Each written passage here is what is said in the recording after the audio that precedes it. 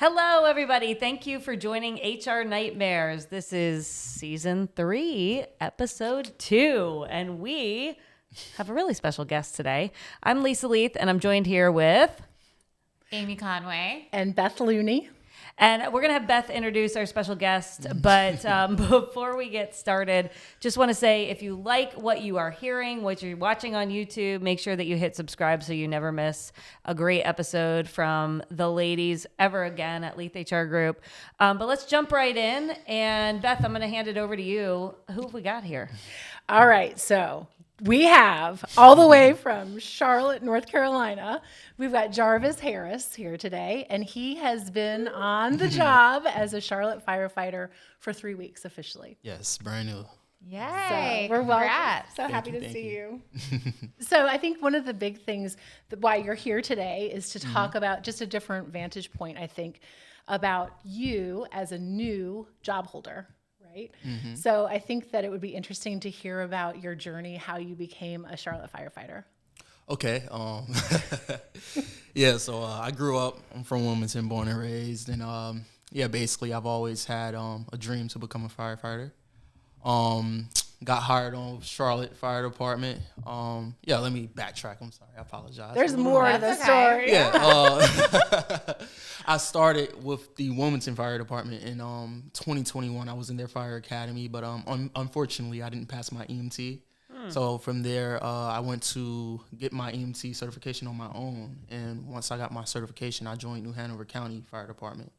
And shortly after that, that's when I got the job offer from Charlotte Fire Department. And, joined their academy, finished just recently, and now I'm a Charlotte firefighter. Much bigger city, right? Yes, ma'am.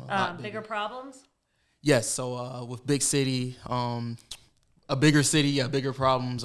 There's more stuff going on, more violence and car accidents and stuff like that, which means more work for the fire department. So Yeah, just gaining different experience, I'm sure. yes, ma'am, it's a lot. Did you always want to go to the big city, or was that just the opportunity to kind of move from here to that fire academy? Yeah, it was a door that God opened up, and I just followed. It was a big step in faith for me, but with positive role models in my life, they pushed me out of here, and it's been paying off ever since. So.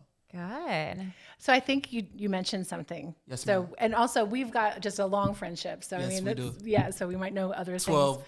years 12 plus years. Plus years. I know. Yeah. And Yes, he ma'am. was my roommate for 3. Yes, ma'am. So, but I think that one thing is interesting. You touched on a little bit about your journey is that there was a time that you quote unquote failed, right? Yes, and ma'am. I think it takes a lot of courage to continue with a goal that you have, even when you have like a setback. So can you talk a little bit about what motivated you to continue on with your dream? Yes. Speaking on motivations, everybody, they always pat me on the back like, I'm so proud of you. You know, you didn't quit. And that is something to be proud of. But quitting, honestly, was never an option. I never once thought of quitting. It was like, this is going to happen one way or another. So, I just stayed persistent and continued to whatever, because it was more than just failing that academy. I remember I went to another academy after that so I got my EMT certifications, and then I went to go get my fire certifications. I did an academy, and I had missed something that happened. I can't remember. I think I missed a date or I missed a test, which there was a miscommunication. The guy who was running the program, he was like, hey, you can make this test date up. And I was like, okay, cool. But then I never got a chance to make it up, so I had to start all over. So multiple setbacks, but I never once thought of quitting. It had to happen. And I think that goes for everything in life. If you put your mind to it and you don't make excuses and you say to yourself, like, hey, this is going to happen regardless, you can achieve anything. So, yeah, that's that. a little bit. Oh, my gosh. Yes, ma'am. Well, how wonderful.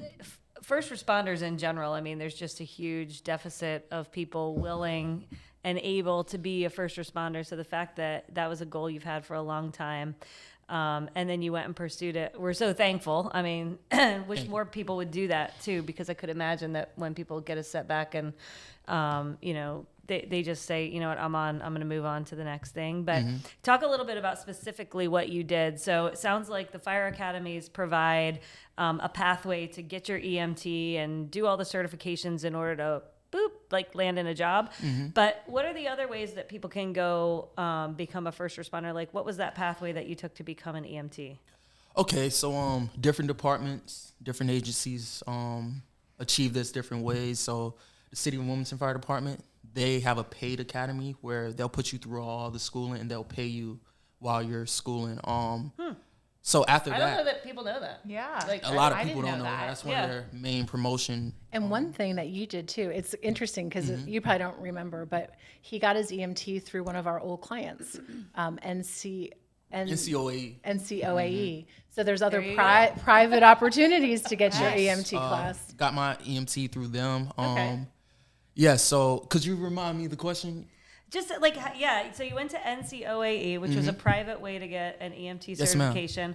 But what you're describing is, hey, like a fire department here in southeastern North Carolina, they do like a paid academy, but other fire academies may do it differently. Yes, ma'am. Okay, so how does Charlotte do it? Charlotte is the same way. So you'll find a pattern. If it's like an older department, these departments go back to like the 1800s, some even the 1700s. So typically older departments, they're set in stone. They have the funding and everything. They have the tradition and stuff, and they have the demand for firefighters. So it takes priority with taxpayer dollars. So yeah, they'll Charlotte is the same way.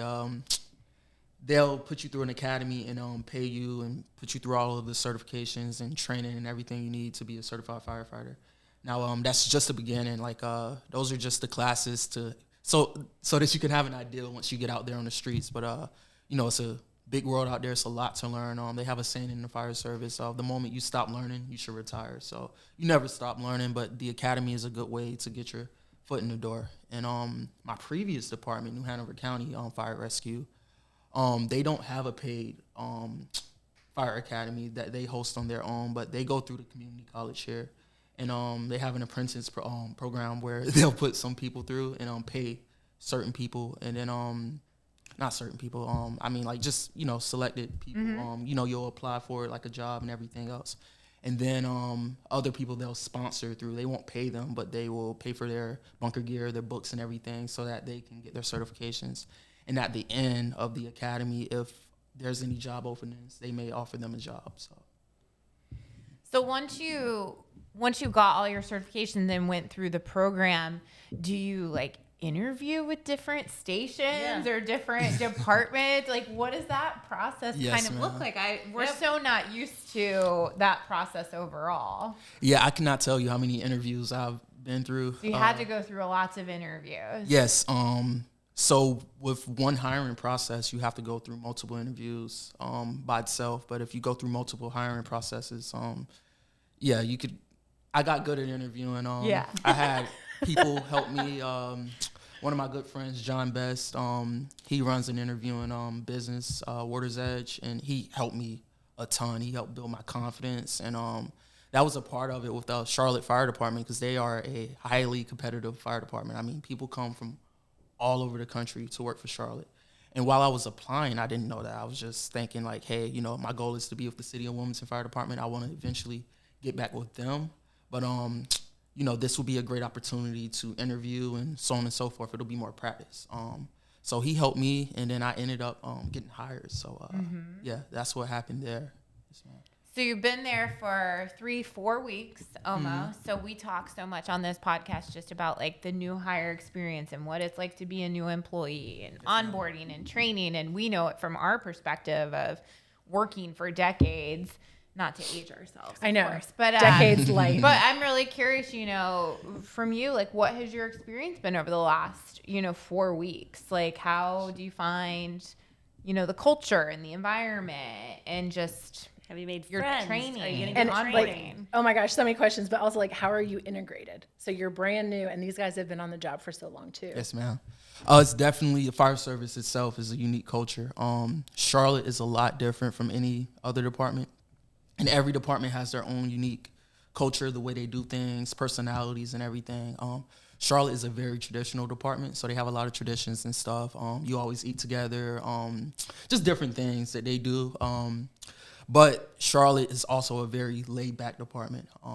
They're very busy, so, they set their expectations, and, you meet the expectations, and that's what it is. A lot of people, like I said, they're a highly competitive department, so people, they come in with the mindset like, hey, I'm here ready to learn and work. I'm not going to slack off. I'm going to come here and be devoted to this job. And, you know, it's bigger than us. It's not about us. It's about the citizens, because ultimately what we do on and off duty affects our performance out on the fire ground and just everything else. So firefighting it's a lifestyle, honestly. But yeah, getting to know the guys is funny because a traditional job, you know, working a 9 to 5, you spend a certain amount of hours with each other, and you may talk to each other, you may not, but basically in the fire service, you're forced to spend 24 hours at a time with each other. So you get to know each other very quick. It took all but a shift and a half for me to get to know my guys, and we're joking with each other and just laughing. They're picking on me, I'm picking on them, but it's all love. It's all a part of the camaraderie. So yeah, it's been great. You have to learn everybody, different personalities and stuff, but it's good because it helps both on and off the job. You know, I get better with my people skills and just getting to know people. So yeah, if that answers. Yeah. I'm curious. So like, I'm all about like moving. I moved several times when I was your age, when I was young in career, where I lived, and then where I moved after college, and moved around with my company several times before the age of 30. And I just think it helps grow you, different experiences, experiencing different cities and climates and like just different areas. So how do you find the Charlotte different from Wilmington, and like what do you like, what do you don't like about just living there? Yes, yeah, ma'am. like just for anybody listening outside of where we are recording this, like Wilmington's like an under $1 million person, small to mid-sized city, where Charlotte probably has I don't know, I would say like 2 or 3 million people. I would say almost 2 million. It's growing. Oh okay, my and gosh. it's growing. Yeah, so there's significant size difference, right? Yeah. And also you grew up here your whole life. Yeah. So People don't like to work on Fridays here, you know. Yeah. Beach town. Yes, ma'am. I would say you mentioned friends, right? I remember in the process, Miss Beth, she gives me so much advice. This lady has lot of wisdom. I'm serious. She's like a book of wisdom. But she was giving me advice when I was trying to decide whether I was moving or staying. And one of her big things was, she was like, "Oh, Jarvis, I'm so scared. You might not. It may be hard to make friends." The fire service, it made it super easy because the guys in my academy, I'm with them all the time. So, you know, we could go out on the weekends and we spend a lot of time together. So being in the fire service, it wasn't hard to make friends because you're ultimately like you walk into a group of friends, whether you like it or not. Yeah. So, I wanted to mention that, but Charlotte versus Wilmington, Charlotte is a lot different. It's bigger, it's faster. One of the bigger changes for me was just the highways, the interstates going. They Sitting on 74. We don't actually like have any direct we have roads ways to get anywhere. Yeah, traffic is a hobby in Charlotte. Like, you know, we would ask guys to go out on the weekends, and like if it's on a different side of town, you know, they're like, "Yeah, I'm sorry, that's like an hour there and back. It's not worth it." Yeah, versus here, everything is 15 minutes away. So it's like, "Oh yeah, we can do this, we can do that." But if you want to do something in Charlotte, you have to plan for it. So yeah, traffic is one thing. It's a bigger city, so it's cool. Speaking of traffic, I've noticed everything. They have every store on every side of town, so that you won't be going across town just to go to Costco's or whatever. Versus Wilmington, you know, there's one of everything. Costco. So yeah, that's a lot different, and yeah, it's just a bigger city. But ultimately, what it comes down to is you still gotta live. You go to work, you go to school, you have family. It's life. It's everyday life. But it's a lot different. It's faster, but I'm adjusting to the pace. Yeah. Well, this is the time to do it, you know, when you're young. I think as you get older, that's when it becomes a little bit harder to move to a new place and actually find like a circle of friends as people kind of have more established groups and different things. I think, you know, in your early and like mid to late 20s is such a good time to go and find different groups of people. And that, I mean, I have some of my closest friends are from when I like moved to those different cities and had those experiences. Same with me. Yeah. I think one thing that's really interesting, cool about the fire service, maybe and other jobs could pick up on it, is that you had that training academy. So then all of a sudden you're learning the ropes of this new job, learning the city together, and you have like this camaraderie with people. And I wonder, that should be, I always think that we don't do bulk hiring, a lot of the clients that I have, but for a bulk hiring, I think an academy is such a great idea. Yes. It is. You know, so. You mentioned something about you got really good at interviewing. So for young folks listening that are like, wow, this guy's a good role model, and he mentioned a guy to go reach out to get trained on interviewing, but like any tips that you can share with the audience about what it means to be good at interviewing? You got to be yourself. One thing Captain Best or John Best, one thing he told me, he was like, hey, our first probably week of like interview practice, he was like, hey, I just want to know your story. We're just having a conversation just like we're having. We're just going to have a conversation. Tell me your story. Everybody has their own unique individual story. You can't go in there cookie cutter trying to be somebody else or say the same thing that everybody else is going to say. Tell your story. Everybody, I feel like we live in a culture where everybody's trying to fit in or, get on with the next hot new thing. But God made us all uniquely individual. And if everybody embraced that, I think naturally it comes out. So that was one of the big things that me and Captain Best, we worked on, just my story and who I am. And Love it. honestly, it helped me find who I was as a person. I'm like, oh, this is some cool stuff. I'm learning more about myself. So that would be one big That's awesome. tip I would give other people. Yes, ma'am. I think that's great. Like in interviewing, the more you can talk about who you are versus what you do and what you have done, right? And we interview candidates all the time and they just give you kind of examples and situations. And I'm like, that's great. But like, who were you? Like, what role did you play and why did you play it? Like, what are the characteristics about you that made you respond to that just like kind of situational example you're giving me? So I think you learned something really valuable there. It's like the more you just talk about who you are, then it comes through, because I think us as employers, we want to hire the person and we can kind of teach them the what. That's what. And especially, I'm sorry, I'm talking over you, but I do think though, especially for a younger person, right? So Jarvis is younger, brand new first job, and there might not be enough on the resume. So we really do want to know who you are and what traits you have that then can fold into our companies, So what traits do you think are most important for young people out there to just hone in if they're not going on the college route, because you went on the work route? Yeah, I would definitely say character over credentials. Like that's big in the fire service because, like I said, we spend 24 hours together. So, you can have somebody that's like a stand-up fireman, like they can do the job. But if you don't get along with them, it's like, hey, we only fight fire maybe once a month. Like, yeah, it's not worth being around you. Like, so characteristics I would say is humility. That's always my number one characteristic. In everything, in every walk of life, whatever career you're pursuing, you always should be humble. Especially in the fire service, we see people at their most vulnerable. It's easy to judge somebody, but we're there to help them, and we could just as likely be that person that we're helping. So humility, I would say, for anybody with anything. But yes, any young adult looking to get out into the work world, humility would go a long way. That's great. Yes, ma'am. It's awesome. I think like the talent pipeline of folks coming out of high school and going right into a job is extremely important, but you got to give them quick paid ways to get entry into that job.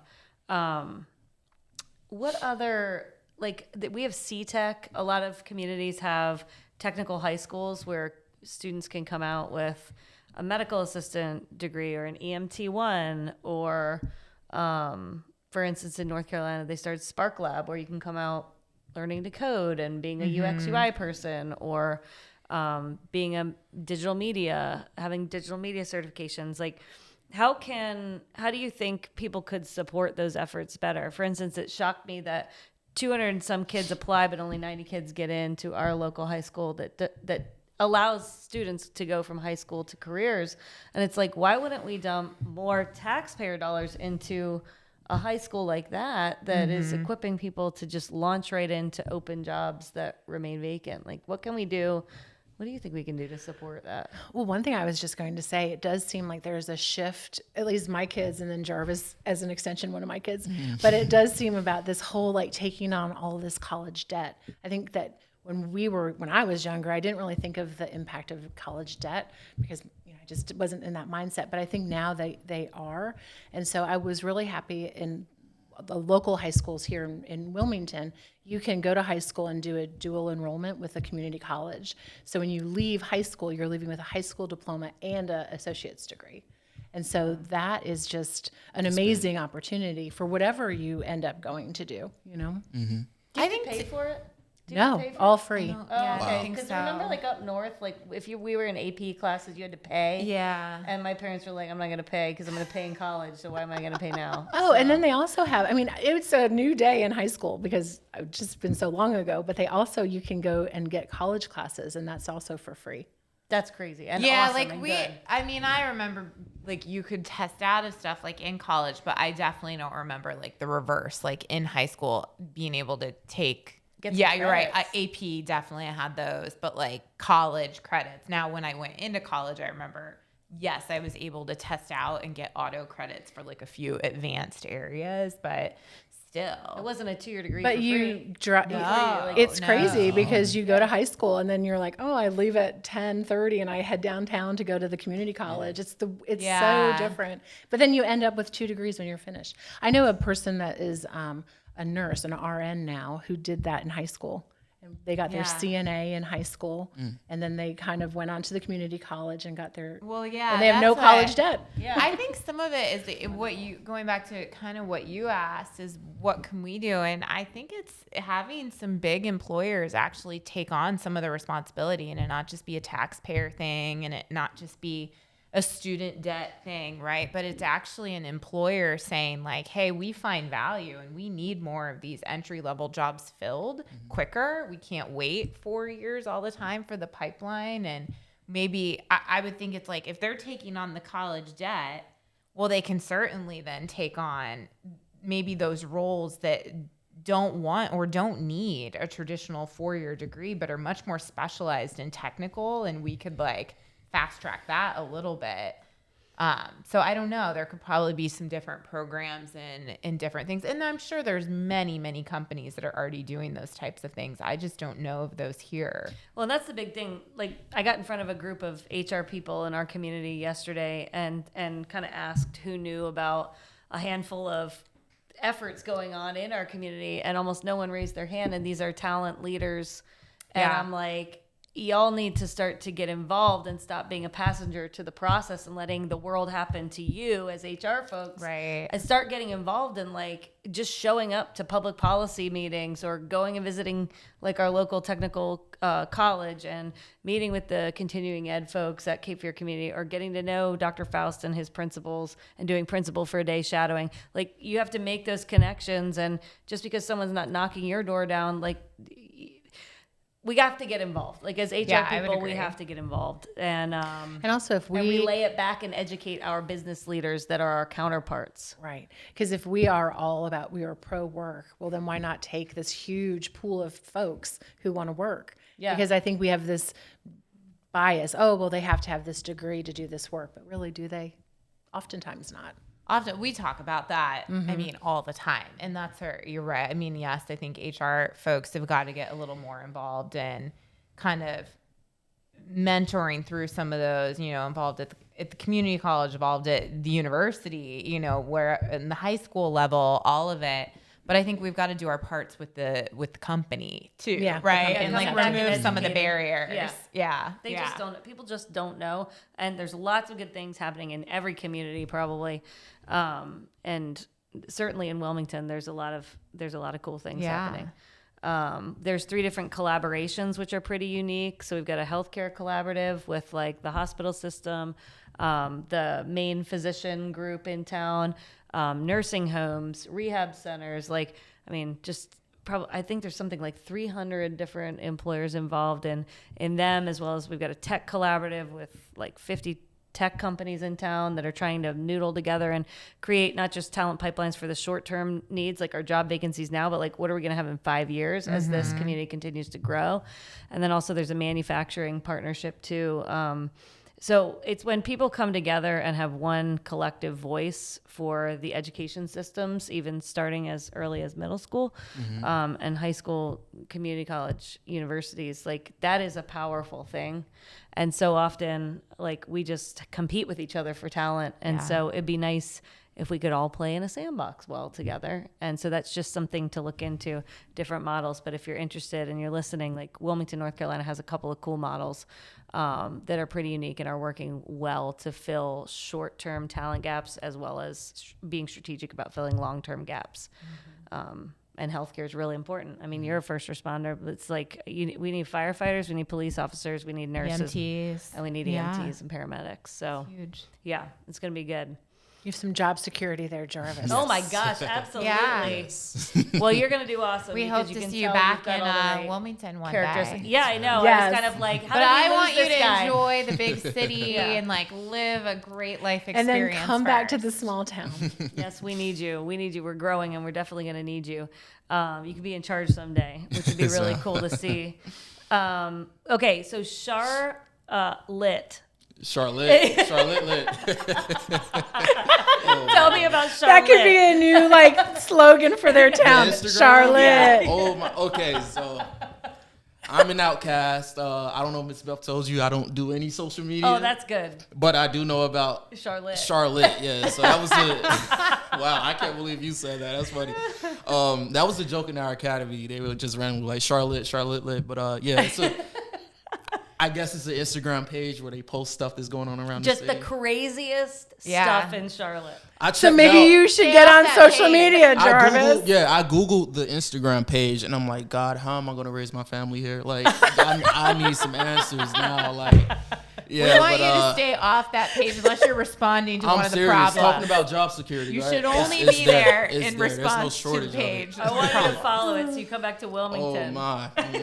Yeah, Charlotte lit. Charlotte. Yep. That's so funny, Yeah. Jarvis. It's a crazy Instagram. It Go is. check it out. It is, What about Miss Beth told us that you are a budding musician. So tell Yeah, us I was about gonna how say, you what spend else your do we free need time. to know about Yeah. you? Oh, yes. I'm a drummer. I've been drumming since I was a little kid. It's funny. I've always wanted to drum and be a firefighter, and I'm still, Doing glory to those God, I'm two doing those things. things You're beating today. your drum. Yeah, I'm beating my drum. So, yes, actually, right now I play in a storage unit. So I live in an apartment, and obviously you can't. Drums are extremely loud. Like they're extremely loud. Really? Tell me she about used it. to I let have me no play idea. My drums in her house, and it was the craziest thing ever. I'm like, this lady really loves me, but 'cause, yeah, it's super loud. But yeah, so I rent out a storage unit, and it's super creepy.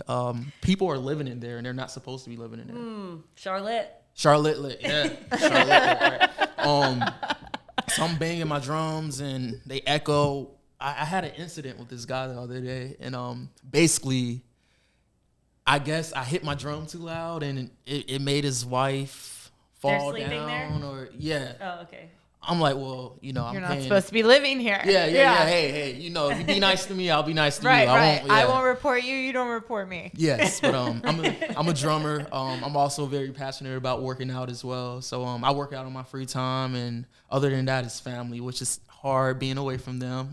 But it's worth it. I figured if I can move and step outside my comfort zone, I can be an inspiration to other people in my family and my loved ones. That is to awesome. Step outside their comfort zone. Yes, ma'am. And it gives me a chance to build character as well. So although I love my family, I figure the more I can grow and be the best version of myself, the more I can give back to them. So yeah, those are my hobbies.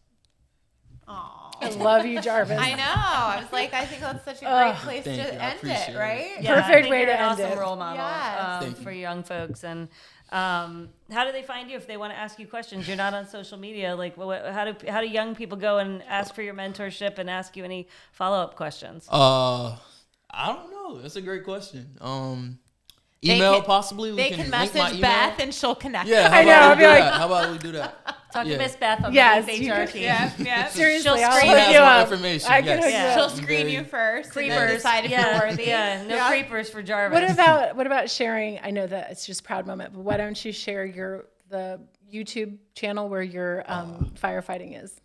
Yeah, there's a video, a firefighter focus, Charlotte Fire Department. They have always get around POI, Public Information Officer. He's in charge of the Instagram page and just getting information out to the public. So he does a great job, and surprisingly, he shoots it. If y'all check out their Instagram, it's some good work. He shoots it all off his iPhone. But yeah, he did a short interview of me, just asking a little bit about me and my background of where I'm from. So yeah, you can find that on Charlotte's Instagram, or I can Charlotte Fire's Instagram, or I can send a link. We can We can link it. Yeah, we'll link that one. That's Absolutely. awesome. Yes, ma'am.